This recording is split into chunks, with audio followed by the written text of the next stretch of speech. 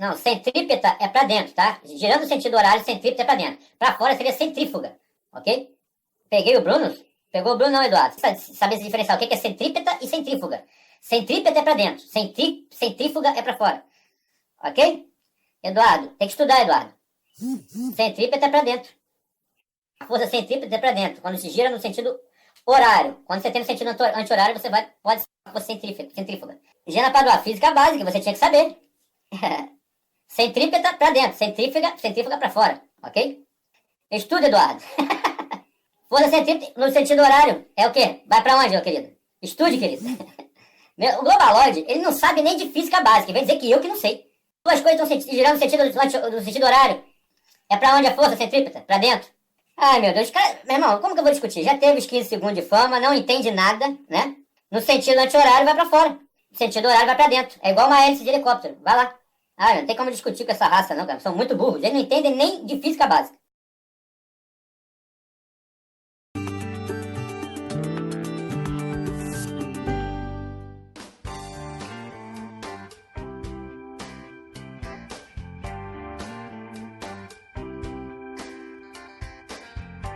Agora a gente vai explorar essa instalação que basicamente mostra sistemas em rotação.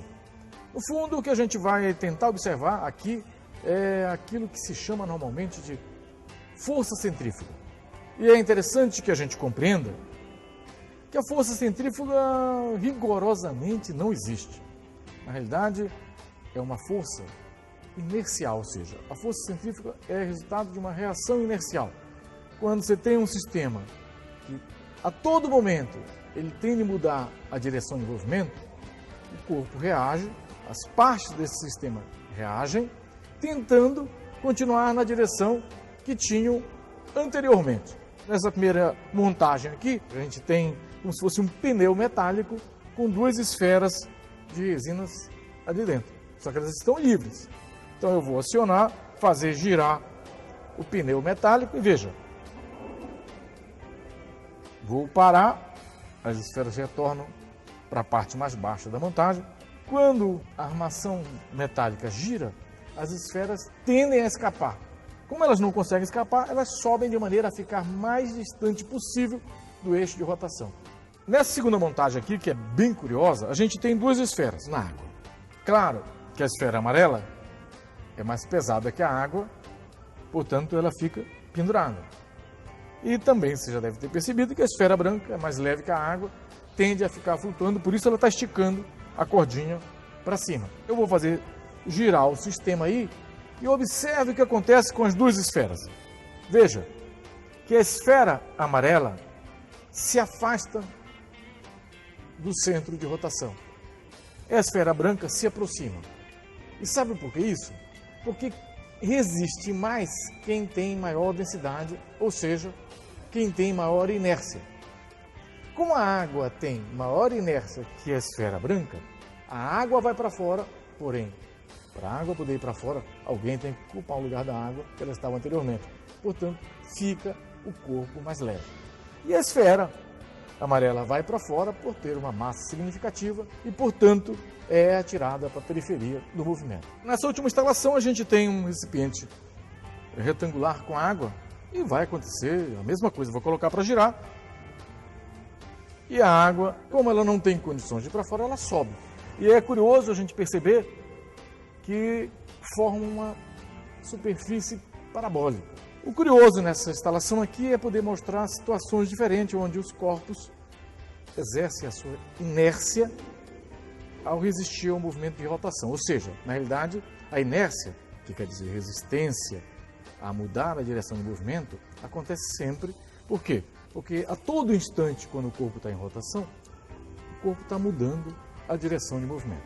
No movimento de rotação, esta inércia, que parece uma força empurrando para fora, a gente chama de força centrífuga.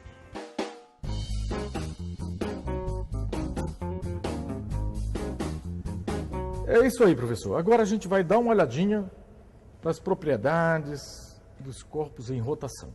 Quando um corpo tem a sua massa distribuída de forma distante, em região distante do seu eixo de rotação, a gente diz que ele apresenta uma maior resistência a entrar em rotação. Em física, é o mesmo que dizer que ele tem maior momento de inércia. Parece um palavrão? Não, mas inércia é a capacidade de ficar como está. Ficou entendido que quanto mais próximo do eixo tiver a massa, mais fácil para ele entrar em rotação. Quanto mais longe do eixo, mais difícil, precisa de mais energia. Este é o primeiro passo que a gente precisa compreender. Agora tem uma outra característica.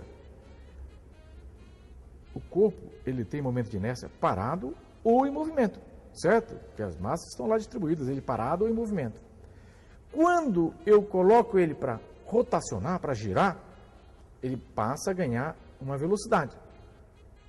E veja, aí vai entrar uma outra grandeza física, que é resultado da multiplicação entre esse momento de inércia e a velocidade.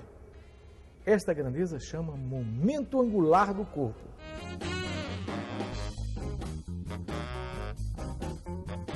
Você percebeu o que aconteceu com a Janaína? Ela começou a girar, ela deu um impulso e começou a girar com os braços abertos.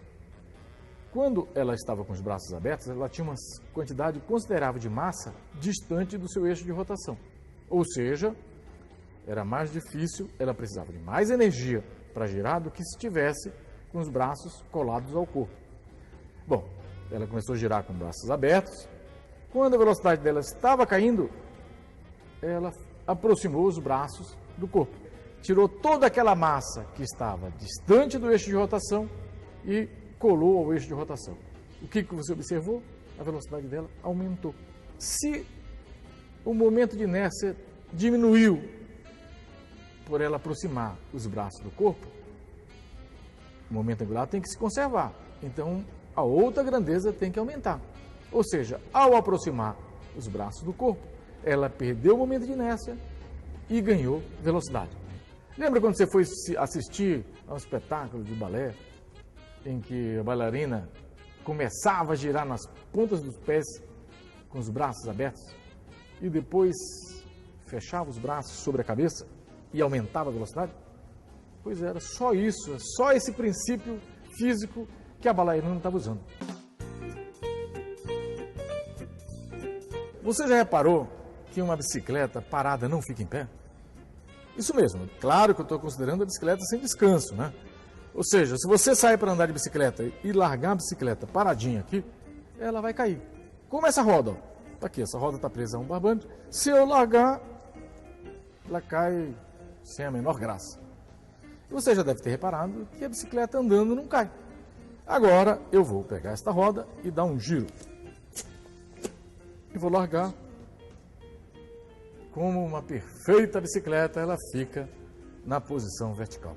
A bicicleta é um corpo em que a maior parte da massa está distribuída numa posição longe do eixo de rotação. Ou seja, ela tem um momento de inércia alto. Quando eu coloco ela a girar, ela ganha velocidade. E aí, momento de inércia e velocidade, ela ganha uma coisa chamada momento angular. A gente já aprendeu que quanto maior o momento de inércia, maior o momento angular. Isto se a gente considerar uma mesma velocidade. Um dos exemplos mais curiosos que a gente tem, onde o movimento de rotação determina a posição de um corpo, é o caso da Terra. Você sabe, você lembra que a Terra, ao mesmo tempo em que ela rotaciona, ela caminha em volta do Sol no movimento de translação. E você também aprendeu que a Terra caminha com o eixo tortinho assim, né? Ou seja, a Terra faz isso em volta do Sol. Por isso é que acontece as estações do ano, certo? E por que a Terra caminha com esse eixo tortinho? Porque a Terra tem um momento de inércia fantástico, porque é uma massa muito grande girando, e também, por ter uma velocidade significativa, tem um momento angular espetacular. E isto torna extremamente difícil o eixo da Terra inclinar, ou seja, mudar de posição. Nessa instalação, a gente vai poder observar como é que se comporta um corpo que entra em órbita por ação de uma força central. Ou seja, algo muito parecido com o que acontece com a Terra, que está em órbita em volta do Sol, tendo como força que mantém essa órbita a atração entre o Sol e a Terra. A gente chama isso aqui de um poço gravitacional. Poço gravitacional por quê? Porque um cone permite a queda, como um poço, só que é um poço suave, para mostrar o que acontece com o corpo que não é largado no poço, mas, digamos assim, ia passando por perto dele e começa a sofrer a ação desta força central. Então vamos simular isso jogando essa esfera. E essa esfera vai ficar aí, por mais que a gente fique torcendo para ela cair, ela vai ficar aí em órbita, sem poder escapar. Você vai dizer que ela não escapa porque tem uma parede, mas veja que agora não tem mais parede segurando e ela continua em órbita e vai permanecer aí por um bom tempo.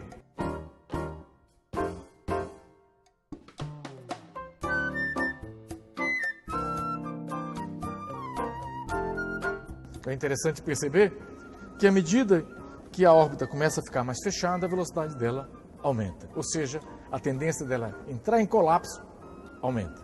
Isto não acontece com a Terra, porque diferentemente daqui, não há perda de energia no movimento da Terra, não há atrito. Aqui a gente tem atrito com a superfície e, claro, a cada movimento, a esfera perde energia de forma significativa.